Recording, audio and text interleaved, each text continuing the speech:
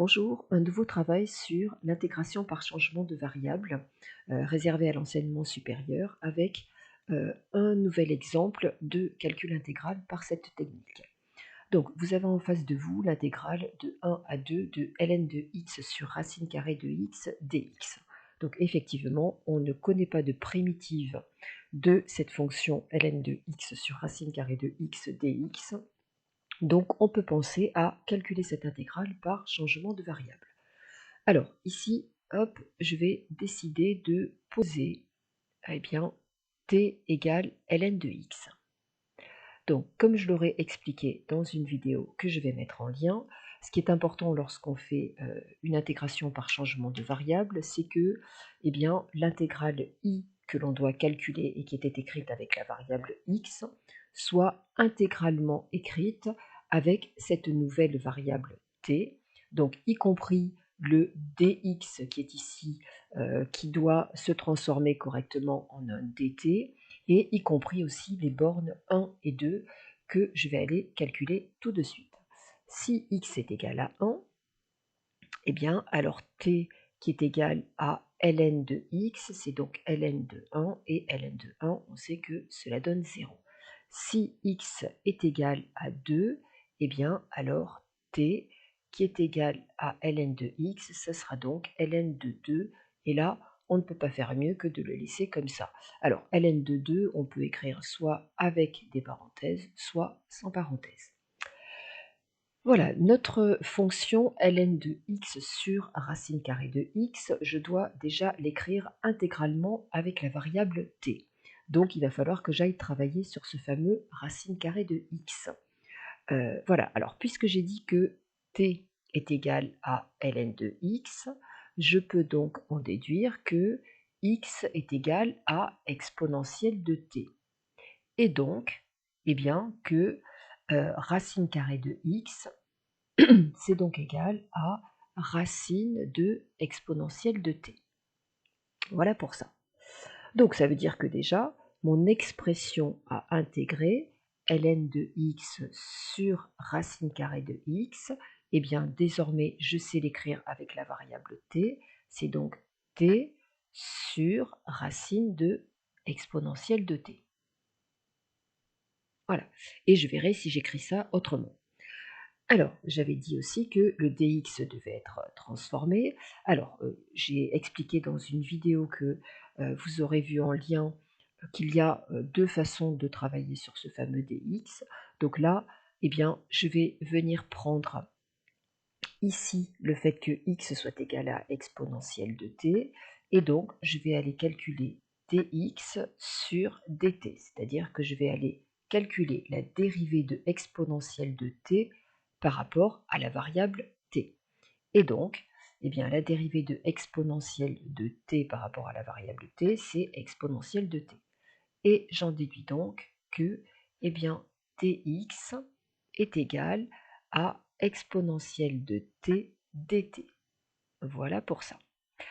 Donc je peux maintenant écrire mon intégrale à calculer avec cette nouvelle variable t. Donc l'intégrale de 1 à 2 de ln de x, alors j'écris sans parenthèse puisqu'il n'y a pas d'ambiguïté d'écriture, sur racine carrée de x dx, c'est donc l'intégrale de 1 à, pardon, de 0, hop, de 0 à ln de 2, hein, donc attention, hop, on a bien changé ici les bornes avec cette nouvelle variable t, donc je vais l'écrire correctement, voilà, donc intégrale de 0 à ln de 2, alors de t sur racine de exponentielle de t multiplié par donc exponentielle de t dt.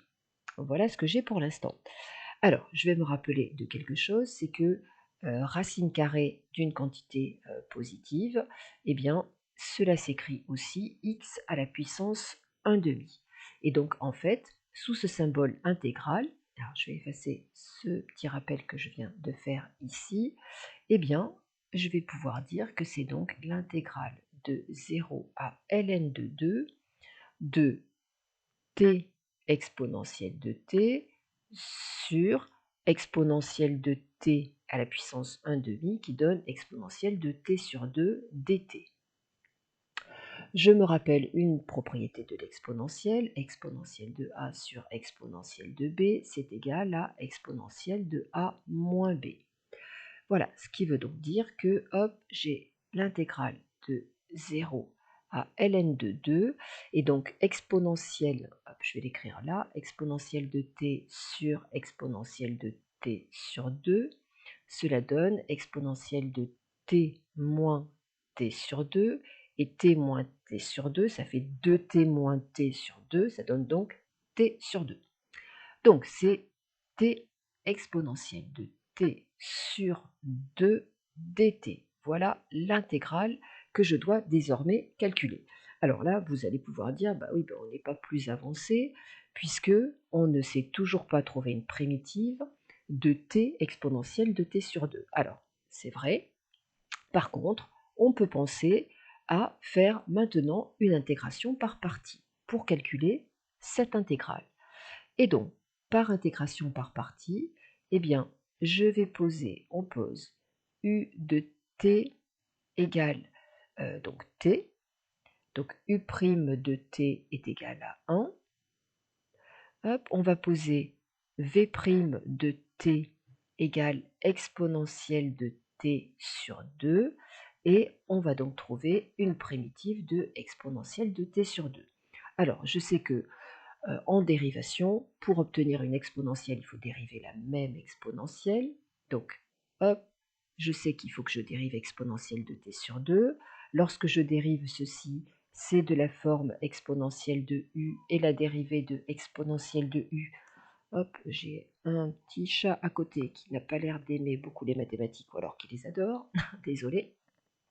Donc c'est u' exponentielle de u, et donc exponentielle de t sur 2 va se dériver en 1/2 exponentielle de t sur 2. Donc moi, ce qui m'intéressait, c'était de trouver une primitive de exponentielle de t sur 2.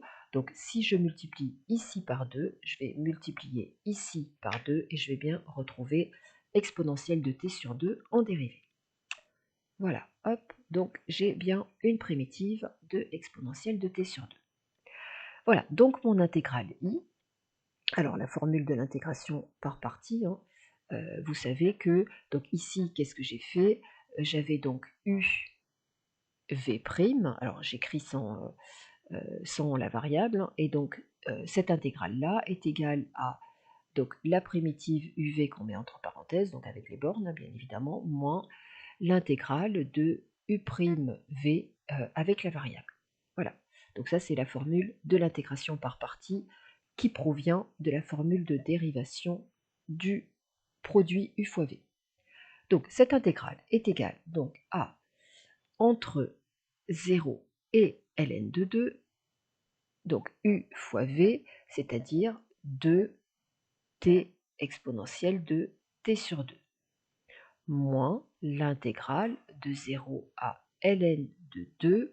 Alors, on avait pris uv', donc maintenant on prend u'v, donc de 2 exponentielle de t sur 2. Voilà, dt.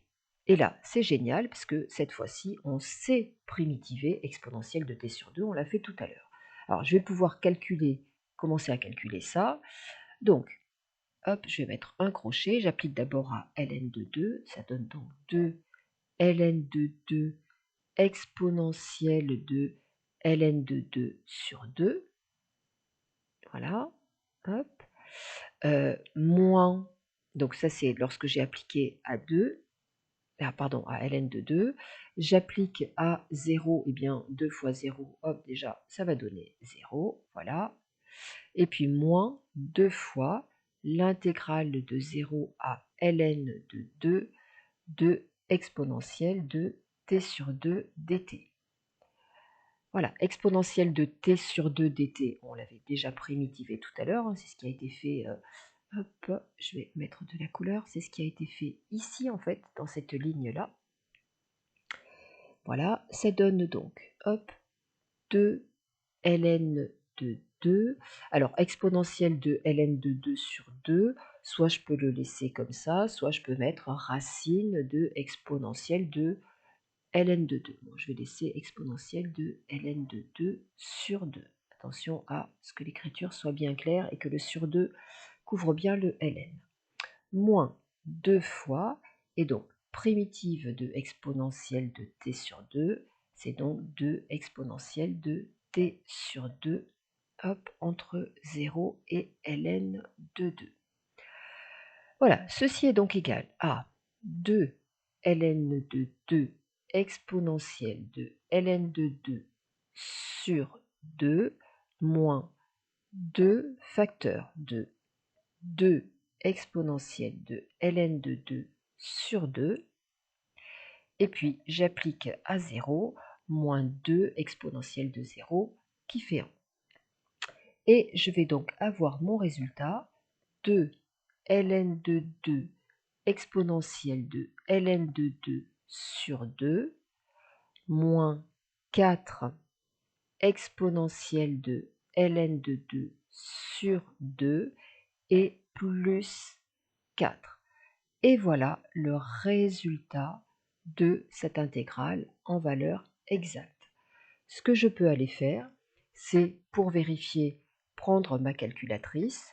Quand j'ai une calculatrice modèle lycée qui est disponible, eh bien, je tape cette intégrale ici. La calculatrice va me donner, alors très certainement, une valeur approximative. Je tape le calcul ici et je vérifie que mes deux valeurs approximatives sont les mêmes. Voilà pour ce calcul. J'espère que cela aura été clair. Alors, vous pouvez essayer un autre changement de variable qui fonctionne aussi. Si vous voulez poser t égale racine carrée de x, ce qui veut donc dire ensuite que x est égal à t au carré, eh bien, ça marche aussi. Et dans ce changement de variable-là, donc parfois, voilà, il y a 2 changements de variable possibles, des fois il n'y en aura qu'un seul. Eh bien, si on fait ce changement de variable t égale racine carrée de x, on tombe aussi sur une intégrale à calculer et qu'il faut calculer à l'aide de l'intégration par partie. Voilà, eh bien écoutez, je vous souhaite un bon travail. Si cette vidéo vous a aidé, vous pouvez me mettre un petit message, ça fait toujours plaisir. Voilà, et puis n'hésitez pas à aller voir d'autres vidéos. Je vous dis à très bientôt, au revoir.